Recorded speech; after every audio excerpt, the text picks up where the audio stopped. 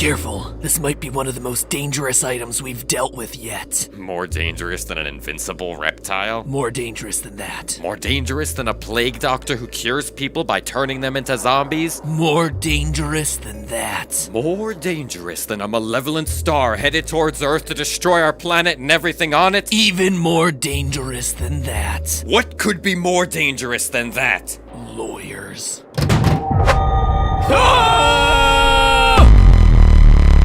Hello, Internet! Welcome to Game Theory, the show that usually starts with a signature game theory cheesy joke, trademark. But today we're skipping all that and going straight to Matt Pat's serious time, trademark, to talk about what exactly a trademark actually means and why it's threatening a whole bunch of gamers, and maybe worse, a whole bunch of game developers, and even worse, the entirety of the internet. And like our very own James Bond mystery, this theory has taken us all the way up to the icy depths of Soviet Russia. Sorry, nope, not the 70s anymore, it just takes us to regular present-day Russian Federation. Now, if you haven't heard the story yet, well, it means that you don't watch Markiplier, considering he's been one of the only big voices bringing attention to the issue, which is a shame because it's a story that needs to get out there for the benefit of hundreds of creators and the people who love what they do. So that's my goal today, to catch you up on what's going on, give a deeper dive into all the legal stuff that Mark left out of his video, and ultimately spread the word about a horror story that's much more real, much more scary, much more dangerous than the bulk of SCP's library of fictional monsters. If you're unfamiliar, the SCP Foundation is a massive, collaborative, community-driven creative writing project that lives at scpwiki.net. It might not look flashy on the outside, but it's a place for writers of all kinds to catalog the fantastic and sometimes frightening entities that are captured by the fictional SCP Foundation. The letters SCP standing for Secure, Contain, and Protect, the mission of this fake organization. It's like a group of people who are collectively writing the book Fantastic Beasts and Where to Find Them, but instead of, cute fantasy creatures, they're all nightmarish horror monsters embodying our deepest fears and insecurities. It's like if Tim Burton created Pokemon. The collection of stories at scpwiki.net has also served as the basis for tons of indie horror games that you might know. SCP Containment Breach is a favorite among Let's Players. SCP Blackout is a VR horror game. I mean, we just spent 3 weeks covering Boneworks and Duck Season, right? Well,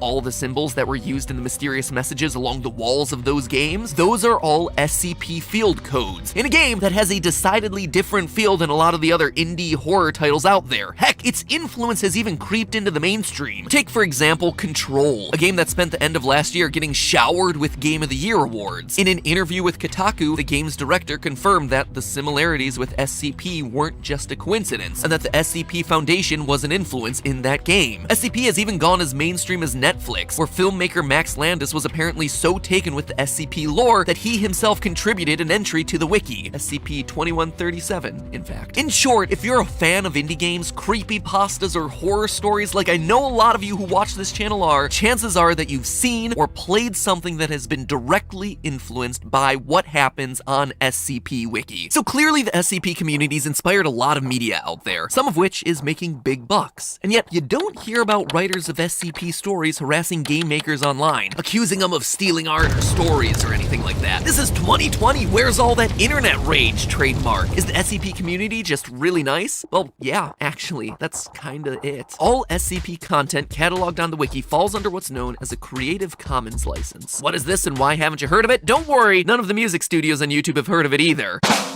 SCP's Creative Commons license says essentially this. 1. You are free to create and sell any works that you created based on SCP. That's how so many game developers and artists are able to create derivative works. You never have to pay a licensing fee. You can just pick up a character or a storyline and create something new with it. In order to use SCP stuff though, you also need to 2. Give proper attribution to the SCP wiki and to the author of the entry or entries that you're basing it on. So give credit to the original artist. And finally, 1, technically it's 3, but according to my script, it's 1 because the bullet points got all off. It means I just have to read what's on the script, right? Can't fix the bullet points or anything like that. Like the SCP Wiki, you add the Creative Commons Attribution Share-alike 3.0 license, or CC BY-SA for short, to your own work. This essentially means that you're giving other people the ability to copy your work or create derivative works, provided that they give you proper attribution and distribute your work under the same license. Basically, this all amounts to a pay-it-forward creative mentality. Hey, you were inspired by my stuff and that is totally cool. Heck, you might have even made some money off of it. But now, just make sure that you let the next person be inspired by your work. Now, maybe it's not the perfect system for every instance, but it's worked for SCP since 2008, which is like a century in internet time. Recently, however, a guy over in Russia has been threatening the system using some odd tactics and has slowly been starting to extort legitimate SCP members. He's successfully managed to take down sellers of SCP merchandise in Russia. He's successfully taken down the official social media page for the SCP Foundation Wiki's Russian branch, and now he's moved on to the Russian section of the wiki itself, demanding the page be handed over to him so he can take it apart and use it to sell his own merch. Yikes, with selling tactics like that, even Jake Paul could take some lessons from this guy. Buy that merch. Now, how the heck is this happening? Is he just some kind of master internet pirate or some super hacker operating in secret? Turns out no. Turns out he's just a guy who understands Russian legal loopholes really well. Yeah, I know. I wish it were something cooler too. I see him burrowed in some bunker somewhere with one of those chunky hacker laptops, typing things really fast like they do in the movies. But no, he's literally just a bureaucrat, someone who's using the system to his advantage. Last year, he applied to the Eurasian Customs Union for both the trademark of the SCP Foundation logo and the name of it within Russia, even though he's not affiliated with it at all and didn't create either one of those. And somehow, he was granted the trademarks. According to SCP Master Admin John Beatty, quote, "These actions threaten not only the Russian wiki, but every SCP branch, writer, and fan around the world," end quote. So how does this happen? How did this guy manage to register the copyright for a massive community project that he had no hand in creating, and why would you trademark something that you can use for free anyway? Well, maybe the more basic question before getting into either of those is to make sure that everyone knows the difference between trademark and copyright. Copyright is protection of intellectual works, including books, plays, music, videos, illustrations. Pretty much anything that you can create and legally own is automatically covered by copyright. That drawing that you just posted to Twitter, copyrighted. That tour of what you keep in your refrigerator that you just uploaded to YouTube, copyrighted. Whatever this is, copyrighted. By the way, welcome back, Poods. I'm glad you're back. I don't know what the current memes are. Last episode, I literally used one of the skeleton memes because that's as hip and recent as I get. Cool thing about copyright, there's no need to go and register your work with some government office. You can if you want, but you usually only do that if someone is infringing on your copyright and you're gonna go smack them down in court. Trademark, on the other hand, refers to branding. Not the words in the book or the songs in the album, just the name of the book on the cover or the band's logo that appears on the poster. Trademarks have to be specific to your brand and specific to your industry. McDonald's and the Golden Arches logo are obviously trademarked by McDonald's, but specific to the food category, right? So you could still be McDonald's the music label, or you could trademark McDonald's the book publishing company, for instance. The battle between the SCP Foundation and our Russian saboteur is over trademark and not copyright, which unfortunately makes it tougher to sort out. Even though the stuff that's trademarked is usually tiny, a logo, a catchphrase, compared to something like a whole book or a whole movie. In the case of copyright, most countries have agreements that respect the copyright of people in other countries. For instance, as of 2006, Russia agreed to comply with the Agreement on Trade-Related Aspects of Intellectual Property Rights, or TRIPS, for those of us who don't speak bureaucracy-ese. It's an international agreement to respect copyrights of anyone within the World Trade Organization countries. That said, countries like Russia and China infamously struggle to actually enforce the laws that they put in place around intellectual property, which is why you see a lot of those counterfeit iPhones coming out of China and all of those Dolce and banana bags. These countries are just massive, and officials within them aren't always operating above board. GAN, a company that specializes in investigating businesses for any shady dealings, released a general report on Russian legal corruption in 2018. In their report, companies operating in Russia note that, quote, public procurement sector in Russia, you know, the ones that deal with business licenses and things like trademarks, carry high corruption risks. Bribes, kickbacks, and other irregular payments are often exchanged to obtain public contracts and licenses. Companies report favoritism in decisions of government officials, and public funds are frequently diverted due to corruption, end quote. Wow, that is like a 2-star Yelp review. And believe it or not, the other sectors of government that they report on actually rate worse. Seriously. So the SCP is already up against a pretty rough system from the start. Add to that the problem that trademarks are especially slippery when you cross country borders. They're territory specific, which means that your trademark usually only works in your country or continent. For example, you'll find no Burger King signs in Australia. That's because when Burger King expanded into Australia in the 1970s, they found that the trademark for Burger King had already been registered by an Australian company. So instead, they had to brand their Australian restaurants as Hungry Jack's. Sure, they can still advertise themselves as home of the Whopper. Whopper is trademarked as their burger. They just can't call themselves Burger King because someone had it in that territory first. Countries like China and Russia are strong first to file countries, which means that basically if you don't register your trademark trademark there first, they can legally sell your exact trademark, like your actual logo or name or whatever, to someone else. This appears to be what's happening in the case of SCP, but it's far from the first example. In 2002, a Russian company started under the name of Starbucks and was able to get the rights to the Starbucks trademark after persuading the Russian patent agency that the name should be auctioned off. And yes, this Russian firm also copyrighted the classic mermaid Starbucks logo, which they did not create. What ensued was a multi-year legal battle that finally came to an end in 2005 when the Seattle coffee chain finally convinced the Russian courts to uncancel the trademark that they had registered in 1997, reverting the sale that had allowed a Russian company to lay claim to their brand for 3 years. This also happens in countries like China all the time. A number of articles have surfaced over the last several years about how trademark theft is on the rise in China, but the best US lawyers can do for companies whose logos or names get ripped off is literally to tell them to try and buy back their own name and trademark from the company who stole it. It would be like Vsauce having to buy back the name Vsauce from some random person in Russia because he didn't think to preemptively register his name there, or it took him too long to use it. While to our sensibilities that might seem ridiculous, it actually is all totally legal in first-to-file countries. What's happening with SCP isn't necessarily breaking trademark laws. Selling that trademark to some random guy was potentially legal because, well, that's just the way that Russian law is set up. So, is that it? Just a really sucky ending for this group who's sharing their work with the whole world? Does the SCP have to somehow buy back their own trademark or be forced to operate under a totally separate name in Russia? Well, maybe not. While our Russian saboteur here may not get snagged on trademark issues in Russia, we've also been talking this whole time about copyright. You'll remember from the beginning that the entire SCP Wiki, all the spin-off games, the pages, the stories, the artwork, all of it is governed by the Creative Commons license, requiring that anyone who uses SCP materials, artworks, or related materials gives credit to the community and also allows others to use those same works under the same license. That said, our Russian saboteur has reportedly been using his trademark as a lever to take down SCP works from other authors and block merchandise sales containing SCP artwork. Admittedly, it's a bit hard to authenticate some of those claims because the sites themselves have been taken down, but if he's blocking the use of SCP art and related works, he's actually violating the Creative Commons license that the SCP Wiki was built on. Remember, he's allowed to sell SCP art himself, just like anyone else under the Creative Commons license, but if he's blocking other people's sale of that merch or publication of SCP materials, he's breaching the Creative Commons license. So in short, the TLDR here is he's not breaking trademark laws, he's breaking copyright laws. You can see how this case is pretty nuanced, but when you get down to the bottom of it, it's clear that there's a violation of legitimate SCP creators happening, if these reports are truly accurate. So what does this all mean if the SCP Foundation loses this battle? Well, for one thing, it means that the SCP Foundation, and everyone besides our Russian saboteur, loses the ability to use the SCP Foundation name and logo inside the Russian Federation. Note that the trademark only applies to Russia. Even with a Russian SCP trademark, there's nothing he can do to threaten the SCP Foundation outside of Russia. It also doesn't mean that our Russian saboteur can lay claim to the wiki itself because he has the SCP trademark but not the copyright over the content itself. At that point, the SCP could create their own separate Russian branch under a different name with a different logo, but let's hope it doesn't come down to it. But beyond SCP, there's actually a bigger issue happening here. This move sets a dangerous precedent for any Creative Commons work out there as long as this guy's able to block other creators in Russia. If someone can just take a piece of artwork that's currently under Creative Commons and trademark it, then that basically means Creative Commons provides no protection of that artwork. As soon as anything is created that has value, anyone can potentially lock it down by using that trademark loophole. So if this case isn't addressed properly, it seems to set up a kind of slippery slope that others can exploit for their own advantage. So the good news here is that you can go to court against trademark trolls and win, yes, even in Russia. The bad news is it's not easy. It takes time and, more importantly, money to pay the legal fees to defend that trademark, which is why it's so critical for SCP to be able to raise the funds to fight that legal battle. Luckily, it already looks like they have the funds that they need. The same community that came together to create an intricate and sprawling shared universe has also banded together to defend that shared universe against Russian trademark trolls. And I think that's the real story here. It can be easy to get upset about the world being full of selfish people looking to cheat the system for their own good, but it's filled with a far greater number of people who are willing to come together to defend against the few bad apples who try to muck things up. It's a bummer that this thing had to happen, and in some ways it represents the worst parts of what we see online, but it's also revealed some of the best elements of being a part of an online community that's brought joy and entertainment to thousands thousands of people. In the end, even if you're not an SCP member, this case is worth following and worth being educated about because Creative Commons licenses govern a lot of what you see on the websites that you use the most, including this one. So it's in our collective best interest to keep it as intact as possible. Fight on, SCP! I'm sorry that this time the thing that you have to secure, contain, and protect is your own right to exist. But hey, that's just a theory. A game theory! Thanks for watching.